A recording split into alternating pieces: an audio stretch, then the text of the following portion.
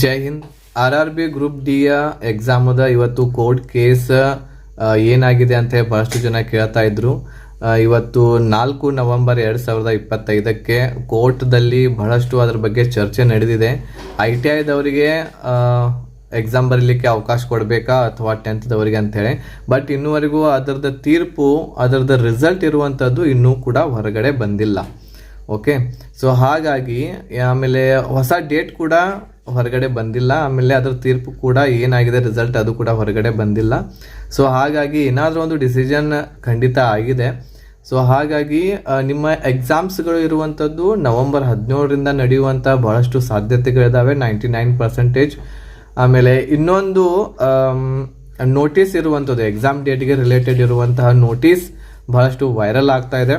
So ಈ ನೋಟಿಸನ್ನು ನೋಡ್ಬೋದು ನೀವು ಸ್ಕ್ರೀನ್ ಮೇಲೆ.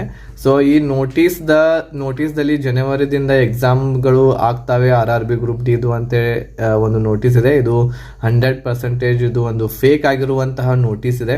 ಅದ್ರ ಬಗ್ಗೆ ಹೆಚ್ಚು ತಲೆ ಕೆಡಿಸ್ಕೊಳ್ಳಿಕ್ಕೆ ಹೋಗಬೇಡ್ರಿ. ಆಮೇಲೆ ನಿಮ್ಮ ಎಕ್ಸಾಮ್ಸ್ಗಳು ಇರುವಂಥದ್ದು ನವೆಂಬರ್ 17ರಿಂದಲೇ ನಡೆಯುವಂಥ ಒಂದು ಸಾಧ್ಯತೆಗಳಿರೋದರಿಂದ 7ನೇ ತಾರೀಕಿಗೆ ಎಕ್ಸಾಮ್ ಸಿಟಿ, ಆಮೇಲೆ ಅದ್ರ ಬಗ್ಗೆ ಕೆಲವೊಂದಿಷ್ಟು ಏನಾದರೂ ಮಾಹಿತಿ RRBದಿಂದ ನಿಮಗೆ ಬಂದೇ ಬರ್ತೈತಿ. ಎಕ್ಸಾಮ್ ಸಿಟಿಯನ್ನು ನೋಡ್ಕೊಳ್ಳೋದು, ಆಮೇಲೆ ಎಕ್ಸಾಮ್ ಡೇಟ್ ನೋಡ್ಕೊಳ್ಳೋದು, ಅದೆಲ್ಲನೂ ಕೂಡ ಬರ್ತೈತಿ. ಸೊ ವೇಟ್ ಮಾಡಿರಿ. ಸೊ ಏನಾದರೂ ಅದ್ರ ಬಗ್ಗೆ ಇನ್ನೂ ಅಪ್ಡೇಟ್ಸ್ಗಳು ಮಾಹಿತಿ ಬಂದು ಅಂತಂದ್ರೆ ನಾನು ನಮ್ಮ ಚಾನಲ್ದಲ್ಲಿ ವಿಡಿಯೋ ಮುಖಾಂತರ ನಿಮಗೆ ತಲುಪಿಸ್ಲಿಕ್ಕೆ ನಾನು ಇಷ್ಟಪಡ್ತೀನಿ.